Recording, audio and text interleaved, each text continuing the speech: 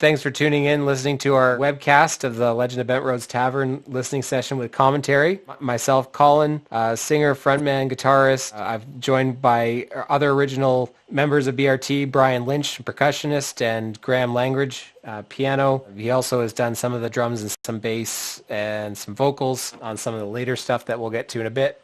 I feel good about what we're doing with carrying on the Bent Roads Tavern. I see it as part of the legacy of Christian Stockmo as well as Brad Dean. Really, I think considering that this band was such an important part of our lives at a very formative time in our lives, I can't see myself ever not wanting to continue to tell our story. I really want to keep going through these because we've now done number 1 and number 5. We'll do number 2 tonight. And then we'll have just 3 and 4 after this. But 3 and 4 are much longer. I'm not sure how we'll do the format of those. If anything, just having the commentary session to go through all these songs, this is the first time that we've ever done anything like this. We haven't really talked about these songs as a group since we played them last live in 2003 or whatever. A couple of them you guys kept playing until a little bit later. And I think over the years, Long Way from Toronto, I've continued to play. Let's Go to Newfoundland, but a lot of these, they really have been just in the back of my mind for so long. Yeah, we played Newfoundland when you were here in the summer. Yeah, that's right. Yeah, that was the first live performance of Let's Go to Newfoundland by 2 original BRT members for over 15 years. Oh, and I'm sure we played some tunes like that in your basement with Anthony and Liz. Not that long, right? When was that? Oh yeah, 2014, I think. Yeah. Yeah, right after Lyndon was born, my first son. Liz was in town with her husband and their newborn as well. Yeah. Yeah, because they were still living in Calgary, and Anthony was in town for a conference. Yeah, Banff, I think, or something like that. Yeah. So we had, we did a partial BRT reunion. I have the photo from that. That's why I remembered. I found the other day, I saw the photo on my computer. Yeah. And I remember I tried to record that session, but it was so bad. I didn't have any of the mics properly set up, and I'm pretty sure I got rid of the recording. Yeah. That was fun. Yeah. That was the closest we'll ever get. I've been really happy with how the conversations have been going in the last 2 that we've done. What's interesting about the volume 2 is that there's only 4 original tracks on it. One of them is instrumental, but 2 of the tracks in particular are 2 of Christian Stockmo's cult classics. You Can't Dance a Waltz That Ends in 4/4 Time. We have Wreck Beach Summers, and also one of my tunes, Long Way from Toronto, which is one of my favorites, and I'm kind of looking forward to even just talking through the process of writing that song. But yeah, why don't we'll go through them in order. The first one up is Long Way from Toronto. I wrote this song just as I was arriving in Vancouver, having moved away from home for university, just before I met you guys and started BRT. This was a song that I actually wrote the lyrics for while sitting in physics class. And for whatever reason, this song is one that has stuck with me for my whole music career as one of the ones that I always come back to as one of kind of the it's an easy one to play. I remember all the lyrics; they're always in my head. I could say that it's always been I think it's the song I've played most on my guitar for the last 15 years. When I sit down, I either play Wheat Kings or this song, and they're the same chords, so Yeah. it doesn't really matter. Yes, they are. My kids know this song because I sing it all the time. I think it's just a pure credit to Collen, just a pure songwriter song. Wonderful lyrics, great melody, simple chord structure, just one of my favorites. Stuck in my head for, like you said, Collen, for the last 20 years, that one's been stuck in my head. Absolutely. Love it. And I remember the thing that Liz and Anthony played, the da-da-da-da-da-da-da. We're working on that part quite a lot. They harmonized, and that was one of the first times that we actually worked out a part for them that was consistent.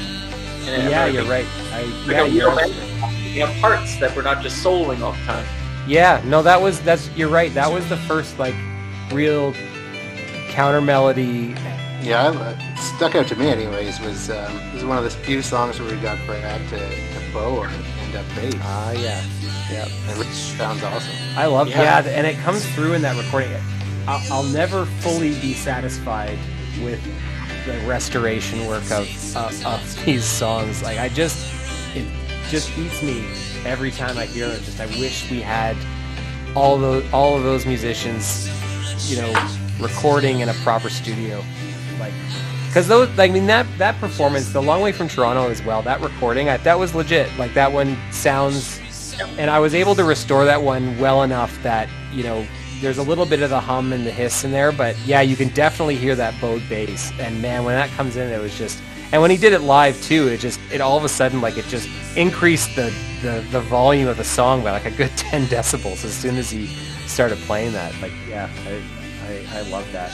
Well, Brad was really good at, he picked his spots, you know what I mean? He didn't show everything he could do all the time. Like, he was a subtle player. But then when it called for it, he would do something flashy or take the bow. Like, he rarely ever used that thing, even though it was super effective. Yeah, yeah, I never really gave it much thought, but you're right. Like, if I go back and listen to those recordings, how many of those songs did he actually use the bow in? Like, just that one with the Calgary, maybe? Yeah, maybe Calgary. I'm sure there's a couple that I can't escape me right now. But yeah. It's rare. That song, to me, it was also when I wrote that song, I was in a really, really rough shape. I wrote the song actually about my high school girlfriend, my high school sweetheart, and we had broken up kind of the year before I graduated and moved out to BC. I had a really hard time getting over that one, and the inspiration from the song was partly her, and also this one year, the year that I graduated, we were at the Pinery, and we all drove out there from the Greater Toronto area where we live. We were at the Pinery. It happened to be only about a 45-minute drive from where my parents' farm is, and they were at the farm at that point. We were making a lot of noise one night. People were complaining, and the park wardens came and they kicked us out right on the spot. It's like, you have to leave right now. Like, we only had a couple designated drivers, and I was one of them. Out in the country, middle of the night. It was probably 12:30, 1 a.m. So anyway, we were like, we got to get out of here because they're going to call the cops, and it's going to be way worse if we stay. So I drove one of the cars. We had enough designated drivers to get to my parents' farm, and so that's where we stopped. And so the lines about fireflies trick my eyes and the country song Somehow Wrong are about us, being on the farm. And I'm there. My ex-girlfriend was there, part of our group of friends, so we were all still hanging out together. She's there, I'm there. I'm all upset because I'm about to leave, and she's moved on and I haven't, and it's all just a mess to me anyway. And so anyway, that song was basically me trying to come to terms with the relationship ending, also the fact that I'm about to move across the country a long way from Toronto, and I've got to get over it. And so that's what inspired the song. It's a great song. Well, let's move on. These are the two. I've been thinking about these two, the next two, ever since we ended the first session. I've been anticipating getting to talk about these two songs. There's so much in these songs, and I'm really happy that we're going to talk about You Can't Dance a Waltz that ends in 4/4 time first. For those of you guys that are just joining us, we are doing a listening session with commentary, The Legend of Bent Roads Tavern. This is Volume 2. Thank you so much for checking us out on Spotify, on Bandcamp, SoundCloud, wherever, following us on our socials, and checking out this video on YouTube, Facebook, wherever it is that you're watching or listening.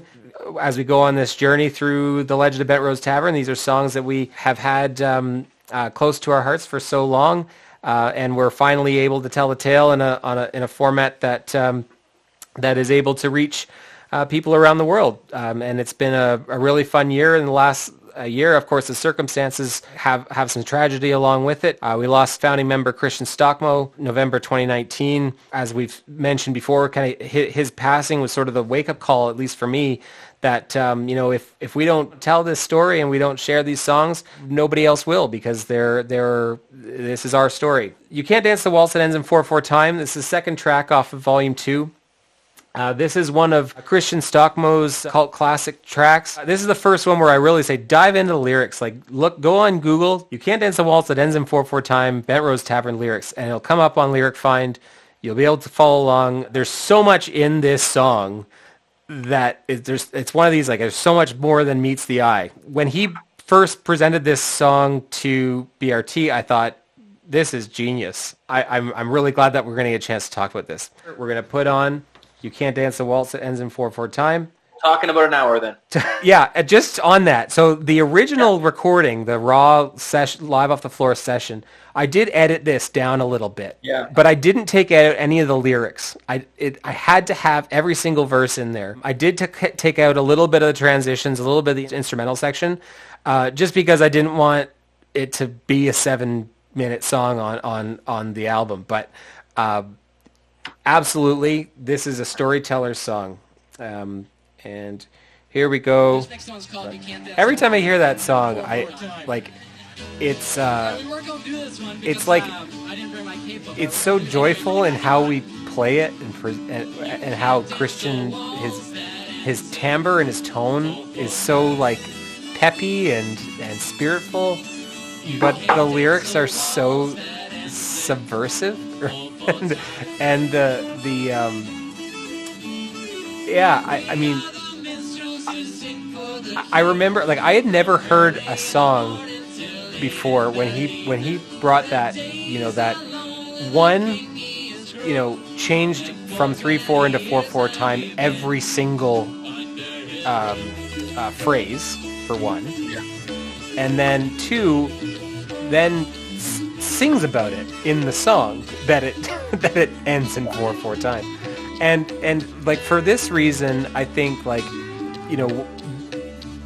this kind of upped, for me, it upped Christian's street cred, so to speak, as a songwriter. Like, he was pretty confident in that this was a clever song when he wrote it, and you can call it cheesy, I guess, if you want.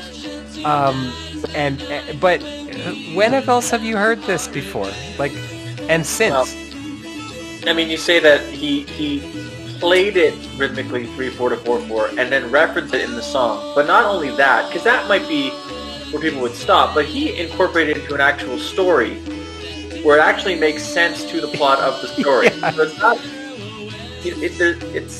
I mean, whatever. It's self-referential, I guess, but it's so clever in how he uses it. Right? Yeah. Not just, look at me, I know what 3/4 to 4/4 time means. Like, that's not what it is. And it's a waltz, and waltzes are in 3/4 time.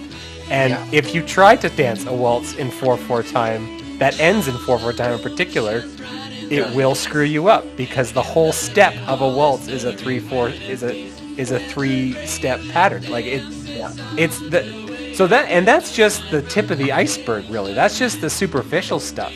Like, the story itself, 7 minstrels who sing, we are the minstrels who sing for the king from early in the morning till late in the evening. The days are long, the king is cruel, and for 20 years now we've been under his rule. Like, I mean, and this was written, that I don't know who in particular he would have had in mind. Like, I'm not sure if he was reading, like, some Shakespeare or if there's some novel, but I mean, you can basically, like, because it's a waltz, because it's this kind of, imperial type tune, you can sort of envision it's an authoritarian ruler of the British Empire is sort of what I think of. Like, you think of the Age of Kings and Queens, medieval times, that sort of thing. But given that he wrote it, in 2001, like, this was the time of George Bush. There was a lot of discussion in university circles about the war in Iraq, and what it meant to be an authoritarian ruler, and what who they oppressed, and all that. And so this song being about being written from the perspective of the musicians who are enslaved by their rulers, singing this song at a banquet or at a wedding for his daughter, and it being this subversive. It's like punk rock. Like this is a this is a punk rock type of message, right? It's very anti-authoritarian. It's a protest song. Well, it's a Rage Against the Machine cover, is what it is. Yeah, exactly. I love how the song starts off. So it's like the happiest, jolly like start of a song ever. Like it's boppy, it's got this rhythm, you know. And then like even the first words we sing, "You Can't Dance a Waltz," and "We're the Minstrels," like it sounds so like happy-lucky. Then suddenly, and for 20 years, you've been under his rule, and you're like, ooh, it kind of gets dark all of a sudden. Like, yeah, that's right. Yeah. Jumps in. Then it's like, well, this is not going to be that happy. Well, yeah, and then the next verse, and it goes straight into it. So, I'm just reading from the lyric sheet here. So, now all that's left after years of abuse is 7 musicians with nothing to lose. The 7 musicians being the minstrels of the Bent Roads Tavern. But all his wrongdoing we shall avenge, because tonight's the night when we will have our revenge. And their revenge is fucking with the king and his daughter during their dance. Yeah, you can't do it. Yeah. And then I love, and then it basically spoils the story. It says, because after tonight the king will have our heads. Like it literally spoils the end. Right? Yeah, that's right. Yeah, yeah, and they know it. They can see it coming. Yeah, and they're fine with it. Yeah. Like they're at that point, and they're doing this with such a spring in their step.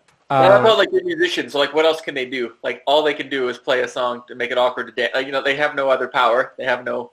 Yeah, yeah. What was this like to do percussion for, Brian? Well, I mean, one of the first times I came down there, I think Christian and I were early, which was often the case, and he was like, "Can you play something for this?" And I was just like, "Come on, man!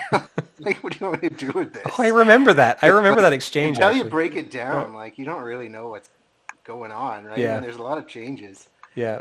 And so I was just like, I don't know, man. Like, I mean, just like, I don't know what to do with this right now. Like, because the choruses are just in straight 4/4, right? Yep. And it's just the verse. Yeah. It's just the verses that switch from 3/4 to 4/4, and then after we get through those, now the moon shines bright in the east, and the great wedding hall is a great wedding feast, where the great wedding dance is underway, and with a sign from the king, the band begins to play. And then it's a straight 3/4 waltz, and it's and this is the part where the king is dancing with his daughter. And it's just Brad and Christian and Liz. Yep. That's it. Yep. 3 of them, and they worked out this really cool little interlude with 1 bar of 4/4 in the middle. Like it's all right. 3/4, That's and then out of nowhere there's 1. Yeah. And then it goes right back into 3 again. Yeah. Which is awesome. I remember hearing them learn that and thought, man, I'm glad I'm not learning this. Yeah, that was because that was like I just sat aside while they did that, and yeah, it took quite a bit of rehearsing to get it.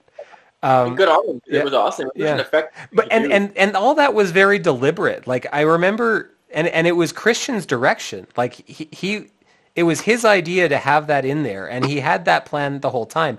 And then so they do that 1/4/4 bar that would have been, you know, where they first trip up, and they go back into the 3/4 for the rest of the waltz, and then dun bump bump, and then it goes back into an instrumental part of the a face melting Anthony Lee solo. Exactly.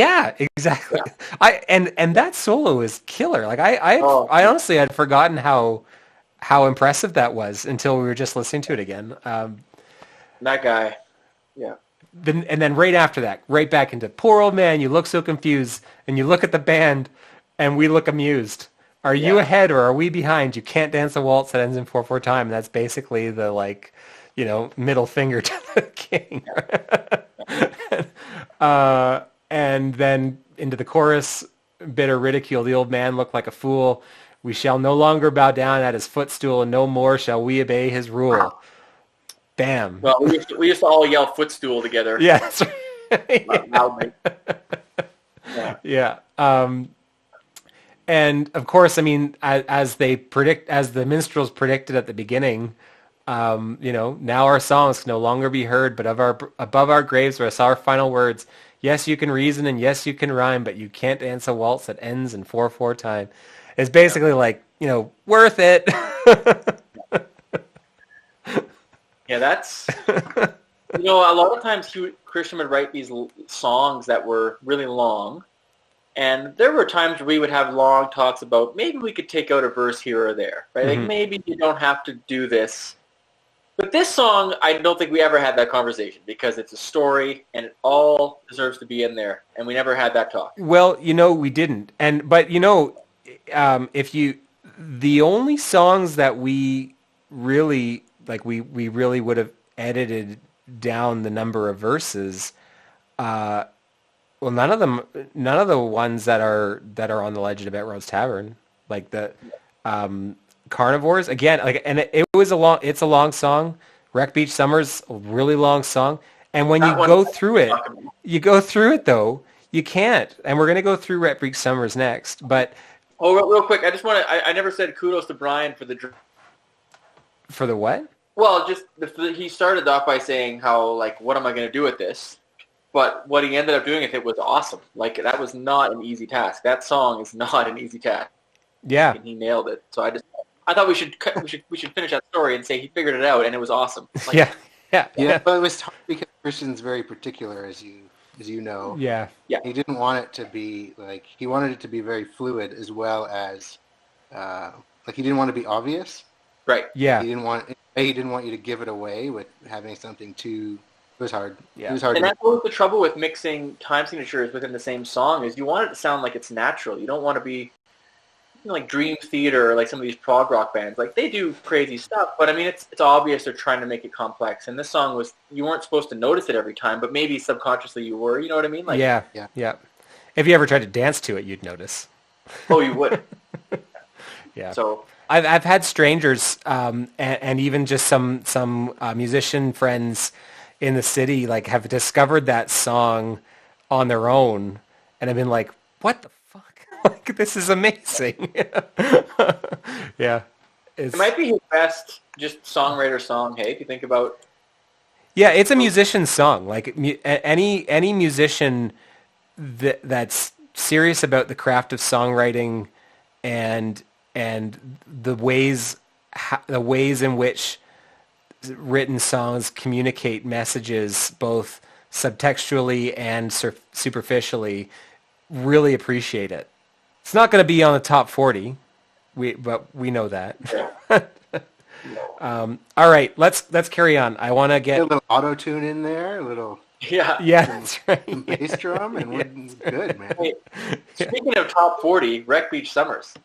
Yeah, exactly. Wreck Beach Summers. This song, I think this song more than any other one brought the quote bent heads out of the woodwork.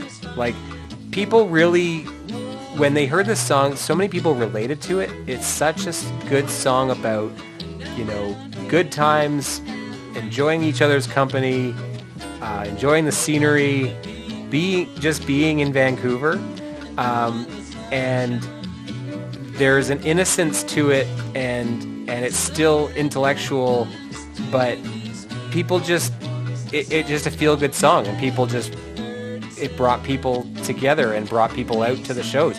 We could never not play this song. No. Like I think it was a staple on our repertoire as soon as we wrote it and played it the first time because people just loved it. I remember doing a show early, Collen, in Vanier, and I remember, I don't think the whole band was together yet. I'm not sure if Brian was a part of it yet. We played that song, I remember people really liking it. And that was the first time when I thought, people actually dig the band. Like, I remember that song in particular. It's a good song, and so it gets stuck in my head randomly. Who's Marianne, George, and Pam? I want to find out who these people are. I think they're generic characters down on the beach. Really? I think so. That doesn't sound like Christian style. I feel like he knows them, Like, I feel like he knows. So? Yeah. Well, then we need to find these people then. Yeah. Because I never knew who George and Pam were. I just assumed they were made up names. Yeah. I think more than any of our songs, it just puts me back at UBC. That's all. That's kind of the main thing, I think. It just puts me back there. Makes me think about it. It makes me feel it. yeah, I mean, it's that song. It's it's not a super deep song. It's not like the last one. It's not really much of a story. It's just the lyrics that put you there. Yeah, I agree. Yeah, I know what you mean. It's not. Yeah, you're right. It's not a story. It's more the imagery of it, right? I mean, Yeah. and admittedly, like this actually wasn't. This wasn't among my favorite of Christian songs. For me, it's more just about it is the time and place. It paints a really vivid picture of Wreck Beach, and yeah, like I said in the setup, like people just love this song, and I think also the line in it where just a minor breach that's okay at Wreck Beach, or what is it? No, is that what he says? Yeah, that's what he says. Yeah. Something like that. Yeah, it's super Vancouver, right? Like the whole thing. Like I barely ever go to Vancouver. I haven't lived there in 20 years, but it feels like Vancouver to me. It does. Yeah. And it's such an interesting place, like Wreck Beach. I mean, obviously it's world renowned as a beach. It's a beautiful setting. Until I moved to UBC campus, I had never heard of Wreck Beach, let alone realize that there's actually such a thing as a nudist beach in Canada. I had no idea. And it being like right off of UBC campus, and university students are just hanging out there all the time. Like, it's just us living in Place Vanier. We were really literally on the top steps of the walkway down to it, and it was a place where people would go after classes and hang out. And most students weren't into the nudist thing, but like they were around. But everything about the song, all the lyrics, like you could totally just see. Everything that's in this song, I have a memory of witnessing it at Wreck Beach. Whether it's a woman selling fruit, crashing waves and seagulls screech, guy playing a guitar, smoking some sort of cigarette, the bear, a wooden bear. My only part in this song, other than a bit of backing vocals, was the lead guitar riff that I just made up on the spot, just improvising. I remember it being really long. Like, we would always, whenever we played it, I edited it down. I mean, you can, like, the editing cuts aren't super inconspicuous. You can sort of tell where I've made some splices, but I remember it being long. I remember it, when we played it live so often, I kind of got tired of it, admittedly, but really, people loved it. And the imagery of the song and the songsmithing is all there, right? Yeah, I mean, I think there was times where we dropped it out of the set and Christian got mad about it a little bit in the way that he would. Then someone would always yell for it out of the audience and play it anyway. Yeah, exactly. Yeah. It did become a little bit of the autopilot song for the band, I think. It was a complicated one for me because the whole calypso lounge thing and switching back between the percussion. Yeah. That's right. A lot. That's true, man. Yeah. It was a hard one, even though it was slow. And then by the time we played it, I was always just hammered. Well, I always was just waiting for the jam section. I just loved what Liz did with Anthony in that jam section. Yeah. Like, that part was always really good. Yeah. And, yeah, that's right. I never really thought of what specific styles that was, but you're right. Like, there's the lounge part, which is the verses, and then the calypso part, which is really the jam, right? It is a really interesting vibe to the song, and it suits it so well. It's very Vancouver. It's just sitting on a patio sipping on like a $13 drink. Yeah, like it could be in Gastown and people just like, or Yaletown, right? Yeah. So our listeners, if you can't quite make out all the words, Google Wreck Beach Summers Bent Rose Tavern lyrics. They'll all come up on Lyric Find. Follow along listening to the song. I mean, it's an imagery rich. It's all about putting you in the place, putting you at Wreck Beach, wherever you happen to be. Okay, let us go on now to the last track on Volume 2, which is Steeples and Turntables. This one, I don't know. I think this is a Liz special in terms of who came up with the name for it. Pretty sure. Well, there's no steeples or turntables. There is no steeples or turntables in this song. or any of the Steeples and Turntables. This one went through several revisions over the years. It was originally called Small Town Kitchen, and but I think it was too depressing, the lyrics, so Liz gave it decided that wasn't, we need to take people out of the mood of the lyrics and give it something more benign or inquisitive. So Steeples and Turntables, this is the first iteration. The second iteration never made it onto the Legend of Bent Rose Tavern, mainly because of the quality of the vocal recording. We subsequently did Steeples and Turntables' third revision, which was done well after, I think, 2005, 2006. And Graham and I re-recorded that one, and that one will be coming up in Volume 4, I believe. And it's pretty much they're pretty much indistinct. Like, you can't. There's really no related content, I think, between the first and the third. In the second one, you can make the connection. The second iteration is sort of the bridge between number 1 and 3. So, unfortunately, our listeners will never hear number 2, and it will remain a mystery. But I never heard it, so it's cool. What's that, Brian? I don't think I ever heard it either, so.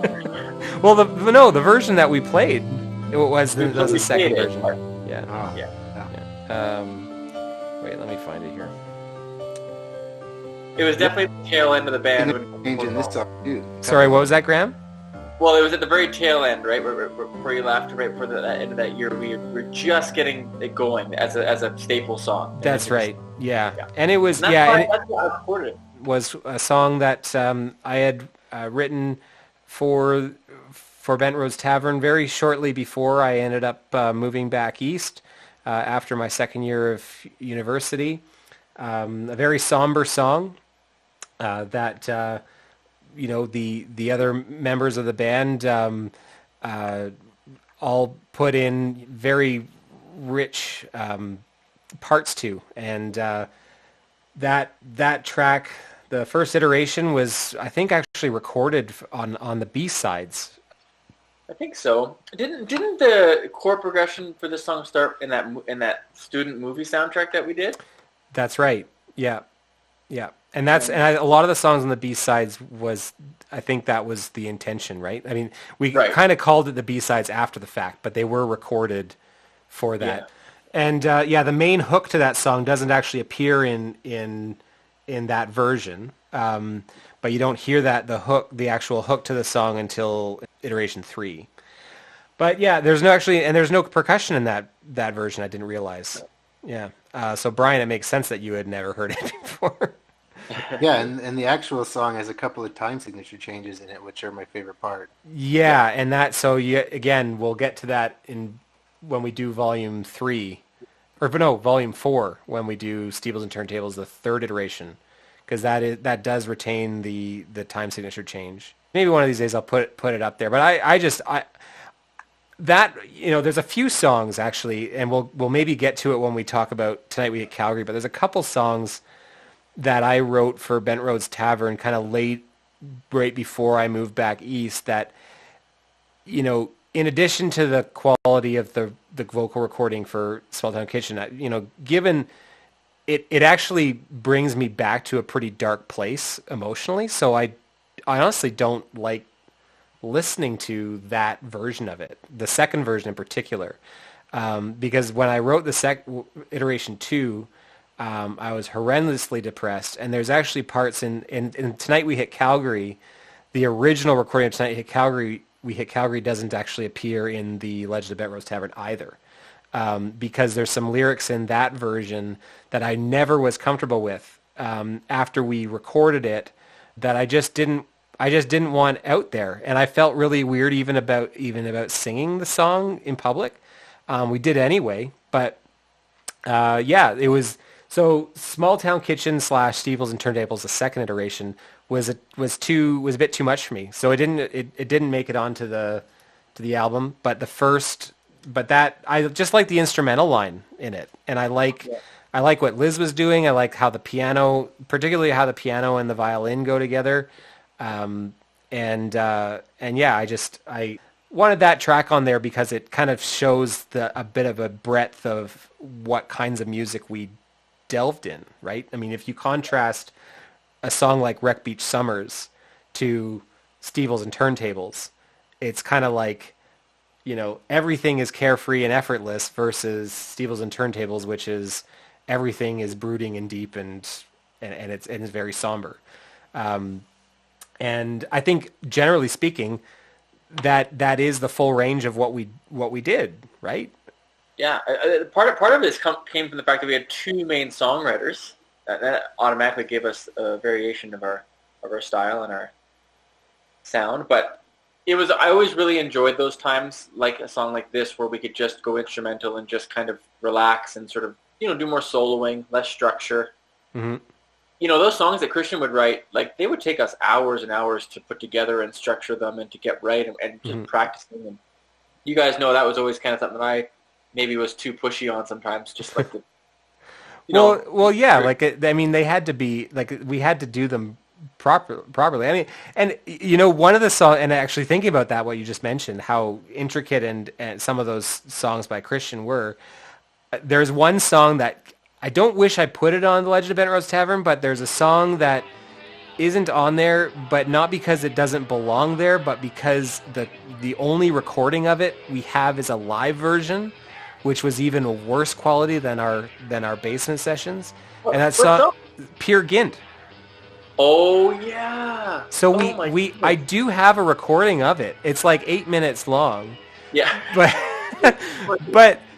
it's like I don't know what to do with it. But what I'd like to do, maybe after, like, we've got a recording project that we're working on an album. We're right now recording the tracks, everything to modern contemporary recording standards that we hope to release. We're going to revisit some of the songs in the Legend of Bent Rose Tavern that we really want to make sure we do justice to, as well as introduce some new songs that nobody's ever heard before.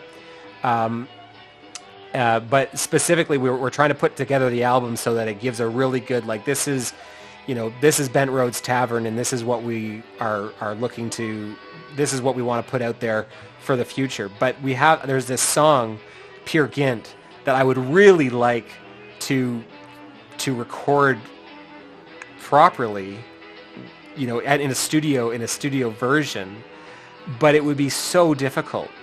I don't know, logistically, I don't know how we would do it. I don't remember how that one went. Well, I think there's tempo changes, there's time changes, there's storytelling right in it, and it's all about, it's kind of like the setup for You Can't Dance a Waltz that ends in 4/4 time. Because Peer Gynt is sort of like, if I recall correctly, it's like In the Hall of the Mountain King, and it's inspired directly from the classical music piece by Edvard Grieg, Peer Gynt.